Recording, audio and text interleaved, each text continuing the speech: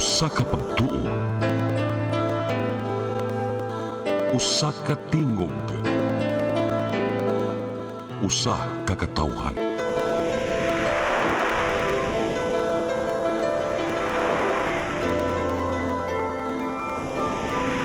Cebu Catholic Television Network.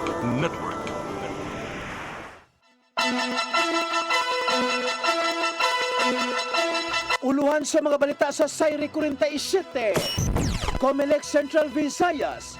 Andam na sa Barangay ug Sangguniang Kabatan Elections karong Nobyembre. Cebu City Disaster Council nangandam sa epekto sa Super El Nino. Kapin 400 ka mga PUV drivers nakakuha karong adlaw sa ilang fuel subsidy sa LTFRB 7. Tulong ka mga suspetsado sa pagpusil patay sa babae sa Barangay Calamba na dakpan. Duha kanila mga minor de edad. Sugbo, Kabisayan ug Mindanao, Pilipinas ug katawhan kutos maabot sa tong Sibya sa tibuok kalibutan.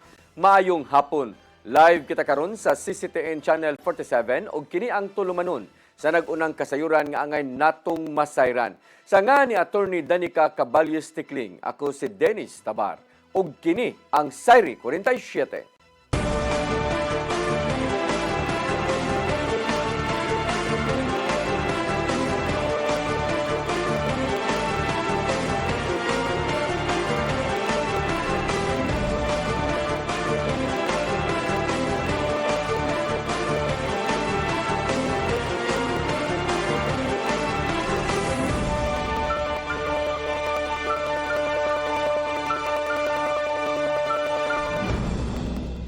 Ug karon sa kumpletong detalye sa atong mga balita, Commission on Elections sa Central Visayas nagpabiling andam alang sa barangay ug Sangguniang Kabataan Elections karong Nobyembre 2. Ang kasayuran ihatod ni Gian Navarro. Sa kasamtangan, nagpabiling andam ang Commission on Elections 7 alang sa himong barangay ug Sangguniang Kabataan Elections nga mahitabo karong November 2, 2026. Kay human naman ang tingrehistro ngadto sa mga buot mamutar, gipangandaman na sa Comelec 7 ang tingduso sa kandidatura ug tingkampanya. Ubos sa Comelec Resolution number 11177 ug 11191 mahitabo ang Certificate of Candidacy filing period gikan September 28 hangtod October 5. Gitugutan lang usab nga mangampanya ang mga mukandidato sa barangay ug SK gikan October 22 hangtod 31. Sumapa ni Assistant Regional Director Attorney Veronico Petalcorin nga nakastandby no sa mga kaubanan sa Comelec 7 alang sa maong pagpangandam. Pagkakaroon ko yung trabaho na nagpahapot anang panahula. Kanya mag-uul mi o di malakos. Mag-uul mi. Kaya kanang marabaw kagamang preparado pista, handa ng pista, ng malakos ng pista. So muna nga, bisan og short lang na period, ready na mi kayo. Ready na ba? Okay, we have been preparing that for a long period of time. Mahibawan usab kadugayan kung pila ang official nga ihap sa mga mubotar karong eleksyon pinagi sa Electoral Board hearing. Ipaubos sa makutim pagsusi ang kapin 300,000 ka mga registrants aron masuta asa kanila ang maapil sa mga qualified voters. Samtang gipainomduman ni Petalcorin ang mga botante silang dakong tulubagon nga mao ang pagpili og tarong og sakto nga kandidato. Tambag niya nga kung mahimo di magpahaylo sa mga kwartang giapod gikan sa mga kandidato og barugan ang saktong pagpili. Andam rahino ng Comelec 7 nga modawat sa mga reklamo bahin sa vote buying. So we must be wise enough to decipher kung kinsay mga ayan. Dili latang tuo sa Facebook University kay daghang mga tinuod na kinahanglan nga mo duol dito sa mga tao nga prinsipyado po nga mga ito opinion nila kay kung tao prinsipyado pa ngayon yung opinion digtungtong nga opinion.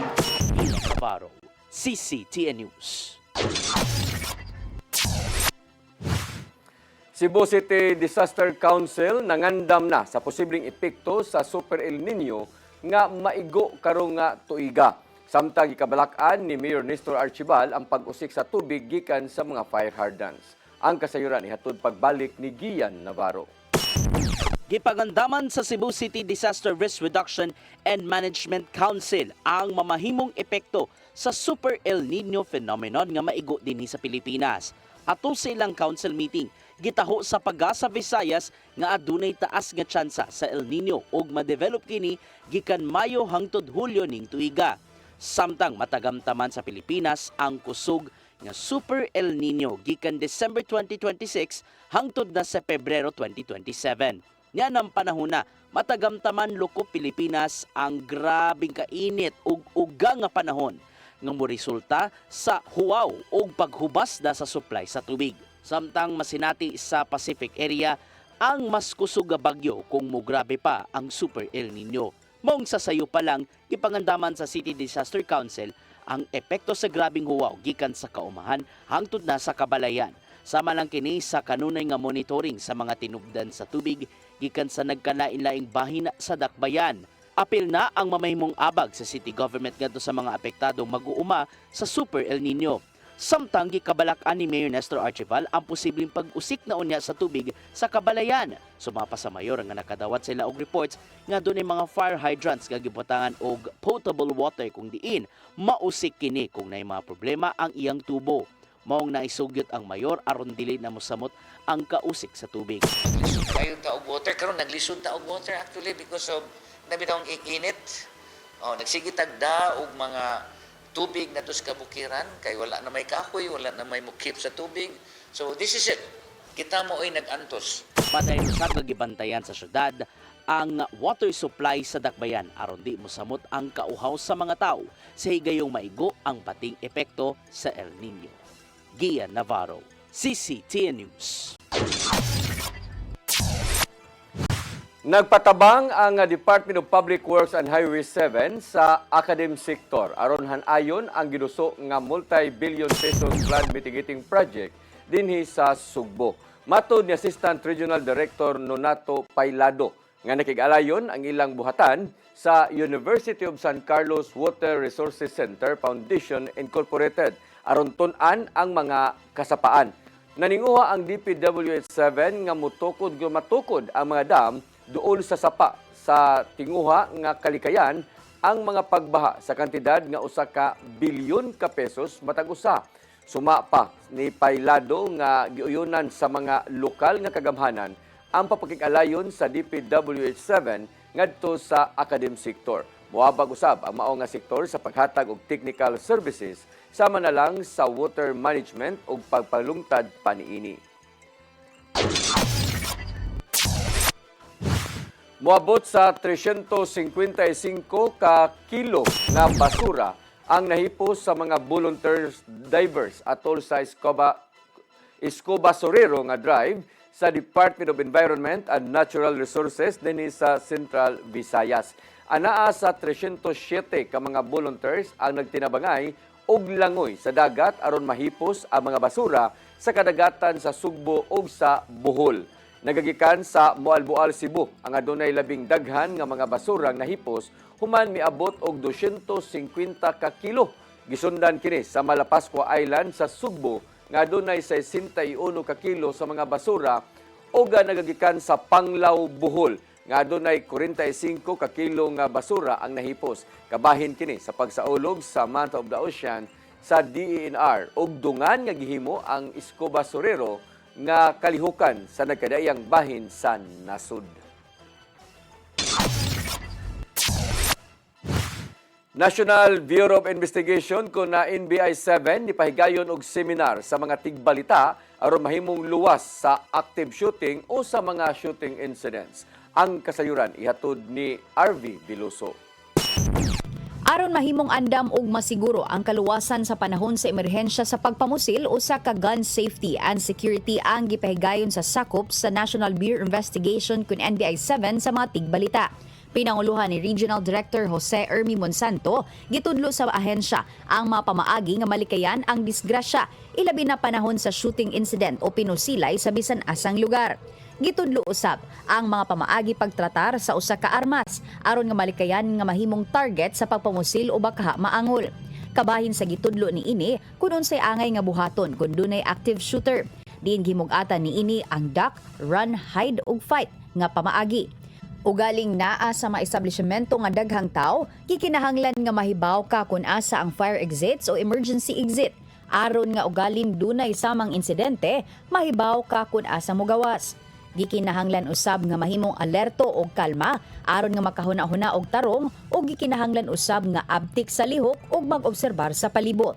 Marami rin kami cases na na-investigate na kayo mismo ina-attack ng accused na sa hearing na. Dahil kayo yung nagpalabas ng isang issue. Then later on, inimbestigahan namin. At galit sa inyo, siyempre, kasi pinalabas nyo yung facts. Kaya, ang gusto ko i-share sa inyo ron is, proteksyonan nyo yung sarili nyo, hindi lang sa work, pati sa bahay. Kay numduman nga ni adtong Mayo 13, dakong kagubot ang mihamok sa Senado tungod sa sunod-sunod nga buto sa gituhang armas ang nadungog sa matig balita ingon man ang mga anaa sa maong edipisyo atol kini sa pag-transmit sa articles of impeachment batok ni Vice President Sara Duterte. Subay ni ini, mipadayag usab si Monsanto sa iyang pasalamat ngadto sa matig balita sa padayon nga pagtuki sa kamatuoran taliwa sa pagsulbong sa uban pang mga personahe ilabi na diha sa social media. Because sometimes truth is hard to speak and sometimes it's very unpopular. Do not choose about popularity against unpopular. If it's the correct one or the right one, please speak for the people. Because in the end, the history will judge us. RV Veloso, CCTN News.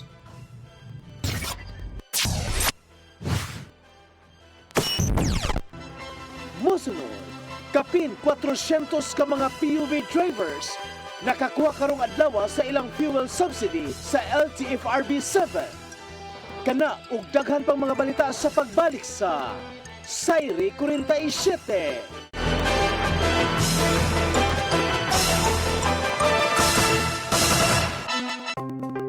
Discover the beauty of the Philippines.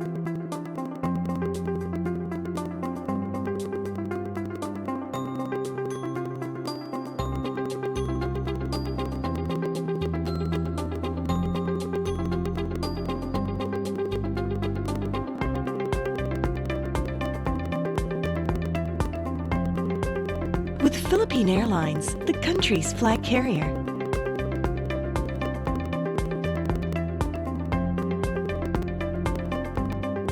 The airline that lets you feel the warmth of the nation.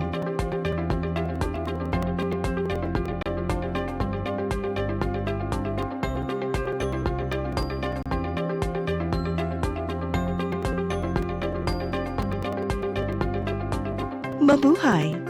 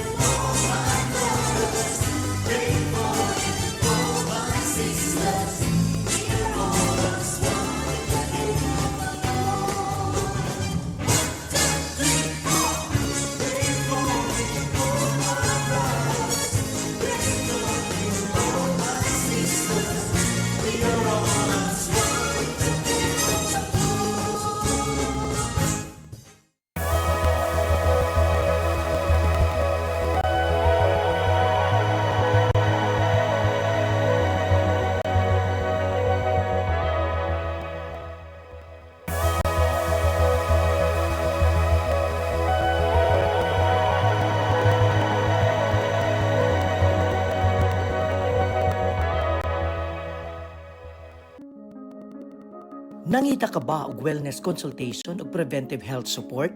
Ozone po will help, no? So pinapapasok niya kasi po ang oxygen sa cells. So there will be improvement po ng cellular function and reduction. When your blood are full of oxygen, well saturated with oxygen molecule, there are best outcome. At imano nato ang atong kahimsog pinaagi sa husto nga konsultasyon sa lisensyadong doktor. Some people, they are well versed with nutrition, but for others, they have very little idea of what the basics of nutrition are. Kaya with ozone therapy, kung makakatulong ito para mag-shrek ng mga tumors natin. Para sa professional consultation o general wellness services, bisitaha ang Ozone Med Wellness Clinic branches sa Davao, Bacolod ug Cebu.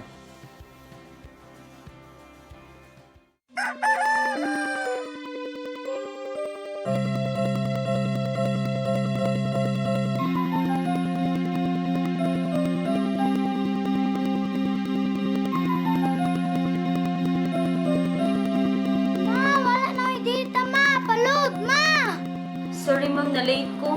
Nangita pa mong gusto para internet sa kong anak, ma'am. Ay, wala na yung problema. Pag-sinisibo! Sinisibo, sinisibo. For your internet connection. And for the signal of your cable TV. So fast and straight the transmission to your phone. Sinisibo! Sinisibo, sinisibo. Offers you to have fiber optics. For your viewing experience, perfect and clear so fast. So great and affordable for you to enjoy. Sinisibo. Sinisibo Television Network Incorporated offers fiber to the home broadband internet bundled with fiber to the home cable TV connection. Sinisibo Television Network Incorporated with its operation in Metro Cebu and the whole province of Cebu soon. And affordable for you to enjoy. Sinisibo!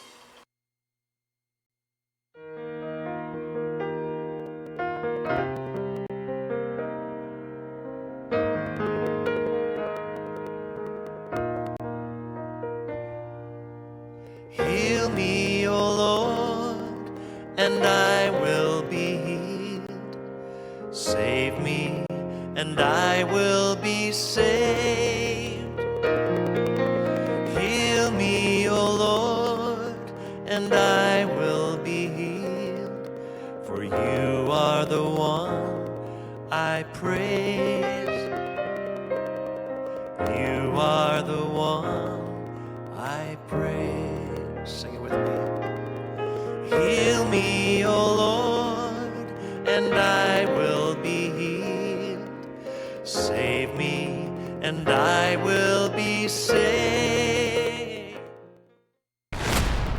Your song. Your music. Your listening pleasure. Sing it, Cebu! And if I don't need you, This, my darling, I've been told. Jody was the girl who lived next door.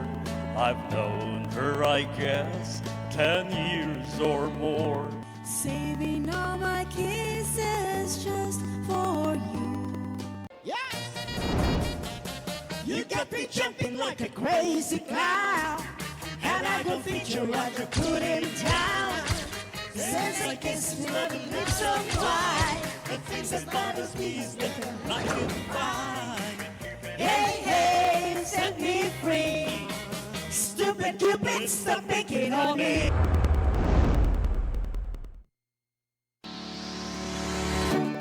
Looking for the best internet deals in Negros Oriental? Field Products Negros is here to bring you fast, reliable, and affordable internet with plans made just for you. For as low as 899 pesos per month, enjoy speeds of 50 Mbps, perfect for streaming, working, or studying from home. Need more speed? No problem. Get 100 Mbps for just 1,199 pesos. 150 Mbps for only 1,499 pesos, or our fastest plan, 400 Mbps for just 2,399 pesos per month. Plus, you can add over 100 cable TV channels to your internet plan for just an additional 100 pesos per month. That's entertainment and lightning fast internet all in one. Enjoy no installation fees and start today with a 1,000 peso customer deposit. Call us now or visit our website to sign up with the Phil Products Negros. You get internet that's affordable, reliable, and local. Phil Products Negros, bringing you closer, faster. Call us at 0917-631-5240 or visit our website www.philproductsnegros.net or our Facebook page, Phil Products Dumaguete. Subscribe now.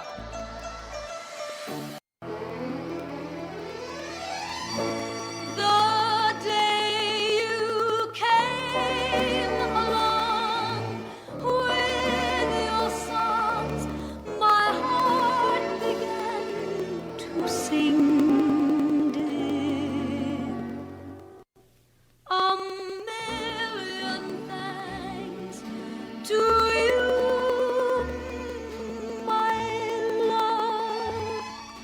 Pilita Corrales, natao sa siyudad sa Subo ug nagtungha sa Kolehiyo de la Immaculada Concepcion ug sa usa ka finishing school for music sa Spain. Sa hamugong pagpuyo sa Australia, si Pilita mo'y unang babaeng nalakip sa Australian pop chart sa iyang recording Come Closer to Me. Siya gibunyagan sa titulong usa sa Grand Dames of Victorian Radio and Television. Gani, usa ka karsada sa Victoria, ginganlan og Pilita Corrales. Sa iyang pagbalik sa Pilipinas, dalig misulbong ang iyang ngan sa natad sa pelikula, entablado, recording, radio ug telebisyon. Ang iyang TV program, An Evening with Pilita, usa ka multi-awarded TV program sa iyang panahon. Ang iyang signature song, A Million Thanks to You.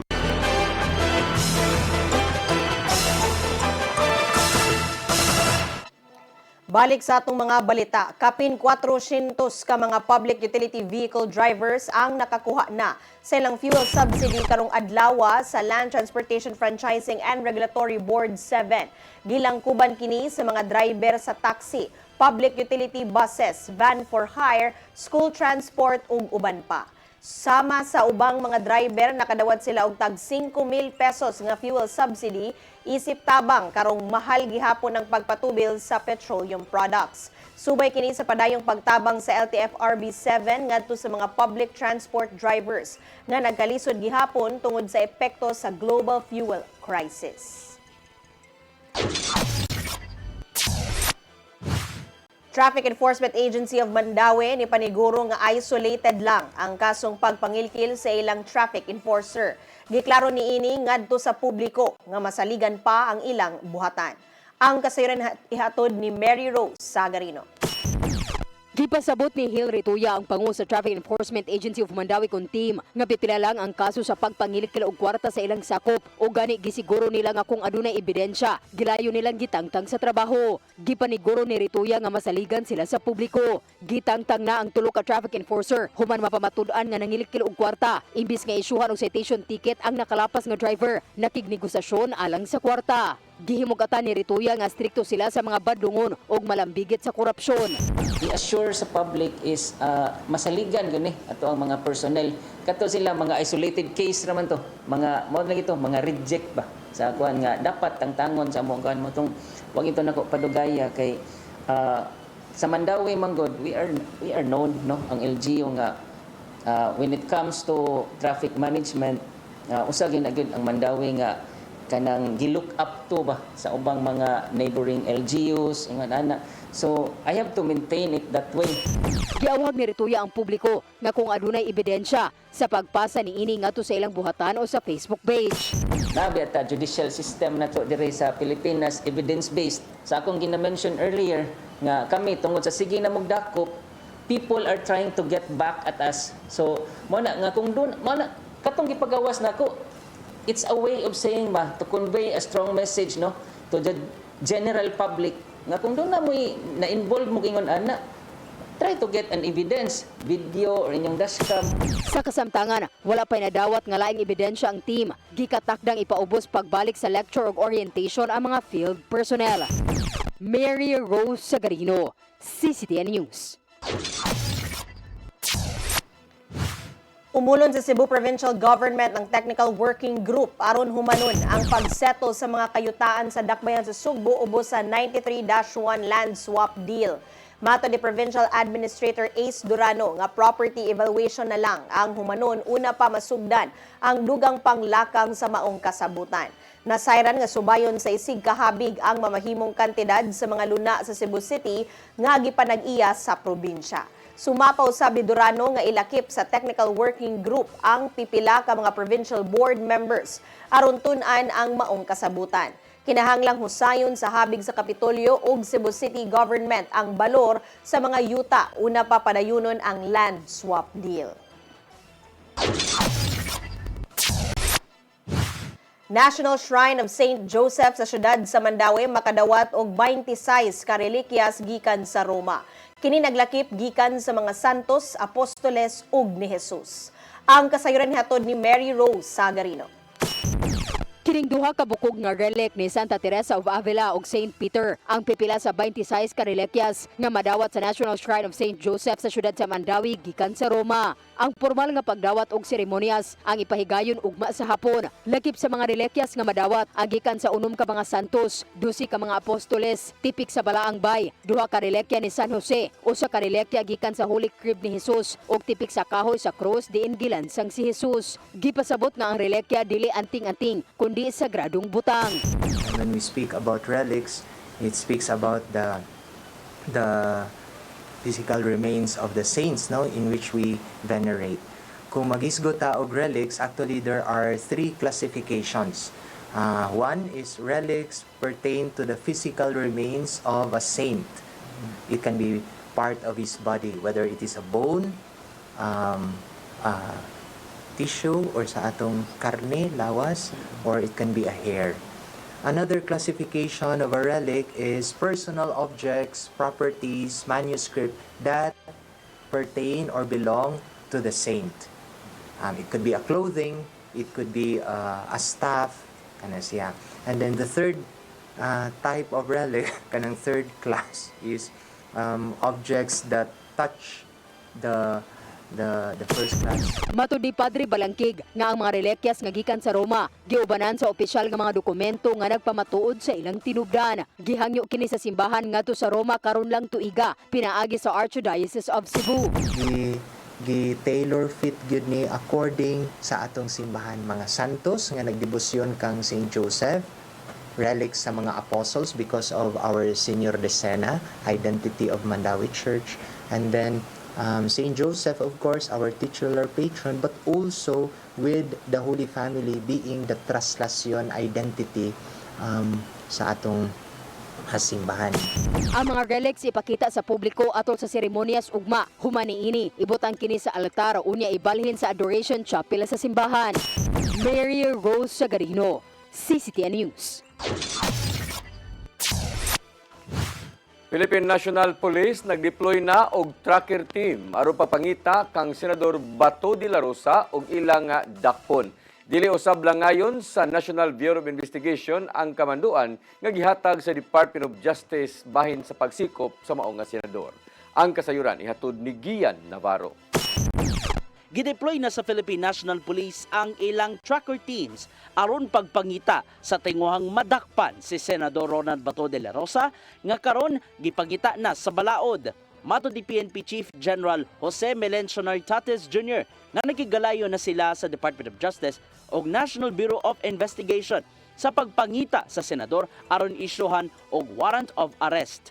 Nalakip sa wanted list si De La Rosa sa International Criminal Court human sa gitumbok nga co-perpetuator sa gipatumang dugoong drug war campaign sa Administrasyong Duterte. Samtang aduna siya'y International Lookout Bulletin Order karon. Gitahasan ni Nartates ang mga kaubanan sa matag police units nga sa higayong masakpan nila ang nimutangan ni Bato, tumanon ang ilang operational procedures ug tahuron ang human rights sa higayong isyuhan na ang arrest order.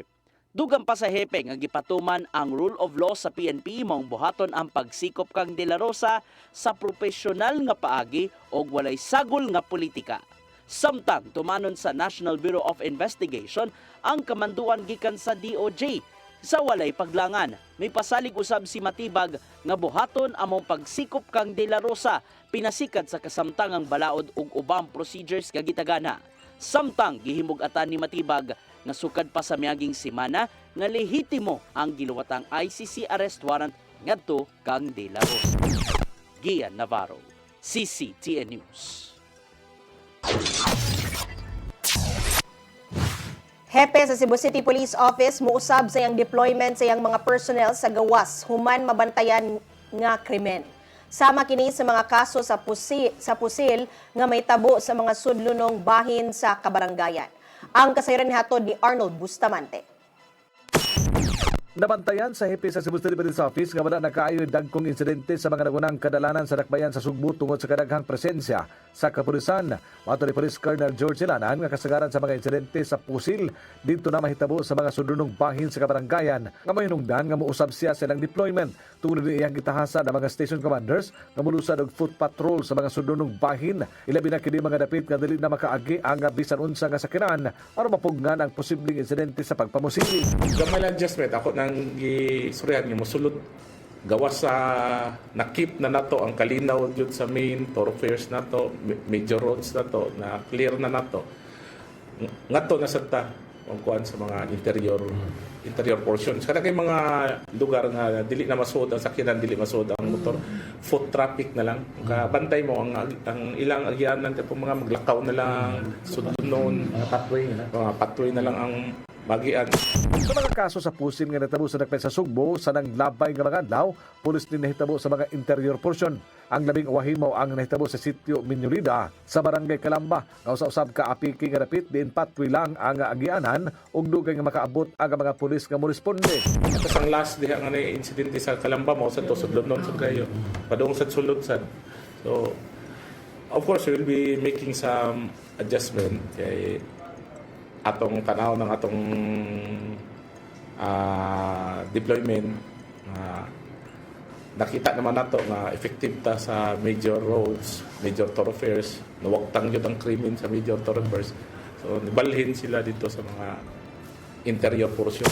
Gibutya kinaw ni Ilanan nga taas ang porsyento sa pagsulbad sa mga krimen sa dakpay sa Sugbo tungod kay madagpan Manila dayon ang mga suspitsado. Dako og natampo sa kasulbaran sa mga kaso sa pusil sa syudad ang mga gipangbutang nga mga CCTV camera tungod kay dali ra mailhan kung kinsa ang naghimo sa krimen. Arnold Bustamante, CCTN.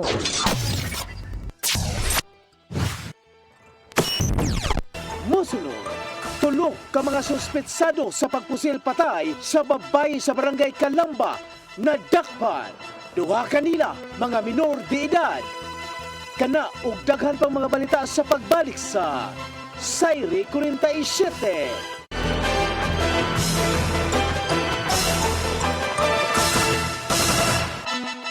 Ito po ang programa na hatid sa inyo ng Ozone Med Wellness Clinic kung saan ibabahagi ng mga doktor ang kanilang kaalamang medikal tungkol sa inyong kalusugan. Minsan nami-misdiagnose, ovarian pala yun, pero ang presentation parang appendicitis. No? Sinasabing degenerative diseases, kadalasan ani iniisip ng mga tao no nga kaliwat ninyo ka na arthritis, kaliwat nga na ay rheuma. Pero unsa ba gyud ka big, unsa ba kalawak ang ibig sabihin nitong degenerative diseases, Doc? Yeah. So yung buong katawan, as we age, as we use it lagi, talagang dahan-dahan masisira yung mga cells, mga tissues, yung organs natin, dahan-dahan masisira yun siya. In our age today, it is very important that we have to really value yung aging process na to. Toxic na lang yung pinag-uusapan natin, but gaano ka-importante this time? Yung mga tao dapat sila educated about these changes ng global health. It is not the infectious disease that predominate. It is the non-communicable disease or chronic diseases. Sa New Start, we believe na ang pinakamalakas na patunay ng healing ay ang mga boses ng taong nakakaranas nito mismo. Tinignan ng OB, sabi niya, cervical cancer daw. inisip ko ang Panginoon, hindi naman ako pababayaan. Diba sabi niya, by His stripes, I am healed. Ozone Med Wellness Clinic News Start. Mapapanood every Saturday, 8 to 9 a.m. Og ang replay airing matag Miyerkules 1:00 hangtod 2:00 sa hapon. Dinhilang sa CCTN Channel 47.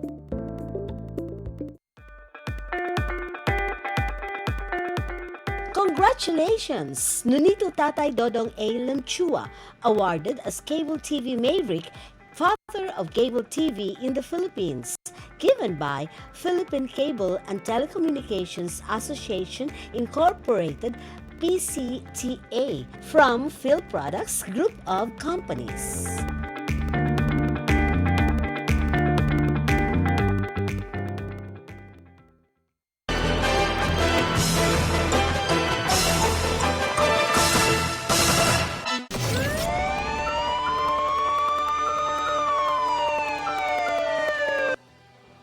Balik sa ato mga balita, tulo ka mga responsable sa pagpusil patay sa kawa mailhing babay sa barangay Calamba. Nadakpan na o gaduhan kanila mga minor de edad. Ang biktima, giingong nakautang og dulan usa ka milyon ka pesos nga kantidad sa shabu sa mastermind.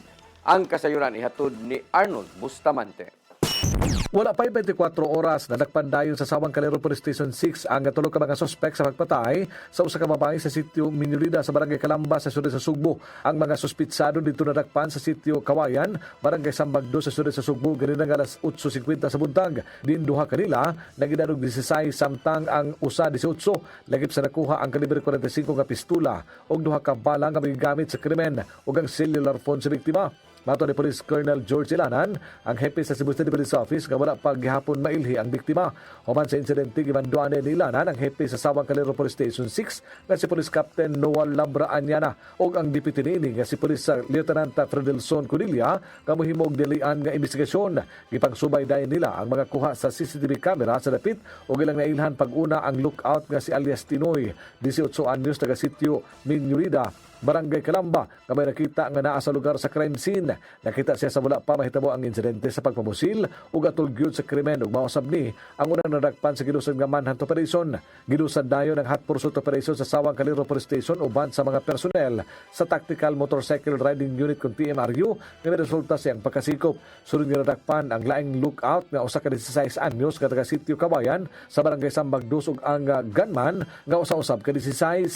He was identified as the lookout. Siya dito ng lookout, yung karosa ni Abot.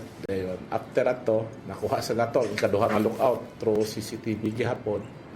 And eventually, through relentless hot pursuit operations, nakuha na to duha ka lookout ug ang gunman mismo.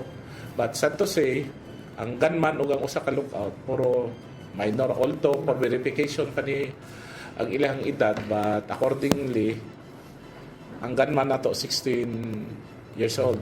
Then ang usa ka lookout side is 16. Then ang kining usa 18 years old. Nakita sa CCTV camera nga human gipusil ang biktima ug natumba na kini, giduol pa kini sa gunman og tiwasan paunta apan wala na mubuto ang armas nga dala niini nga mahinungdan nga gihapak na lang niya ni sa pulan sa pistola ang agtang niini. Daling gidala ang biktima sa Cebu City Medical Center na dito siya gideklara nga dead on arrival. Drugas ang usa sa kitan-aw nga motibo sa krimen. Sanglit ang biktima gituan nga usab ka drug personality. Nabantayan ni Ilanan nga kung hingusgan nila ang kampanya batok illegal nga drugas, doon na dayon mga insidente sa pagpamusil. Yes, mo na usa sa atong gitanaw nga motibo nga drug-related siya na transaksyon. Ikaduha sad, ato siyang gitanaw. Kung at inyong previous days, grabe atong anti-illegal drug operation. And mao gini ang ato ang naswayan yung na mo. Grabe gyatong dakop gani sa atong illegal drug operation gani nay mamatay. Yang ni alias Tinoy nga gisugo sila ni alias Manoy nga likidahon ang biktima tungod kay nakautang matod pa kini og 100 grams nga shabu nga makatidad sa 680,000 pesos. Mipasalig matod pa si alias Manoy kakong mahumana ang ilahang misyon. Bayaran sila og 5,000 pesos ug tulo ka bulto sa shabu. Sugo mi sa Manoy na ko na hingon naman siya na Dongtin, nanate sa babaw dongtin. Ano kung ansa man na yun eh. Kabaw na ka na, tirahan na ninyo. Ano ko na, Ginoy, pagdayon ako sa kasababaw, imbis magtunaw sa Julis, nanas, buong ko nanas akong hagdan na, nanas akong babaw. Ako na nagnanali, naog diri gamay, ara des tunga sa hagdan. Yamaw na itong gikan na to sa humigdo din, gitarahan da yun. Wala nagsugo ninyo sa Manoy? Wala nagsugo? Wala. Doon nagipatirahan din, sir. Tantag, napala to. Ha? Sunay talo. Utang? Pila? Tambil. 100 grams man daw to. 100 grams. Ginugan ni alias Tinoy nga si alias Manoy ang mastermind. Umay na naman kaniya kang ilang biktimahon na ana sa hagdanan ug iyan nga gitawag ang higala nga 16 anyos nga naa na ang ilang target. Ang CCPO nakaila na kinsa si alias Manoy ug muhimo sila og lawom pa nga investigasyon kay nagtuo sila nga napad ang koneksyon sa iligang nga droga sa mong krimen. Gandam na ang kasong murder batok sa mga suspitsado ug makikalayon sila sa Department of Social Welfare and Development kung DSWD nunod sa kalabigitan sa duha ka mga minor de edad sa maong krimen. Arnold Bustamante, CCTV News.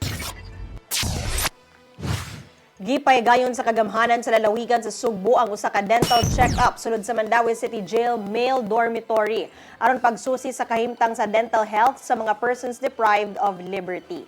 Gipaybaw sa kagamhanan nga kini gihimo pinaagi sa pakig-alayon sa Philippine Dental Association Cebu ug Mandawi Chapter, Healing the Hurting World Foundation Incorporated, lokal nga kagamhanan ug ang mga doktor ug dentista nga mihatag og higayon nga makaserbisyo og libre. Kini may unang higayon nga gipahigayon ang maong kalihukan sa sulod sa male dormitory. Diin gilauman nga isunod usab niini ang female dormitory aron pagsusi usab sa dental health sa mga PDL nga babay. Subay niini magpadayon usab ang pagpahigayon sa caravan sa mga health services sa mga kalungsuran loko probinsya sa Sugbo matag buwan. Mo kadtong naglangkob sa ato mga balita sa Sayri 47, ako si Dennis Tabar. Ako si Danica Cabales Tecling, hangtod Lunes pohon sa inyong paboritong tulumanon. Sayri 47.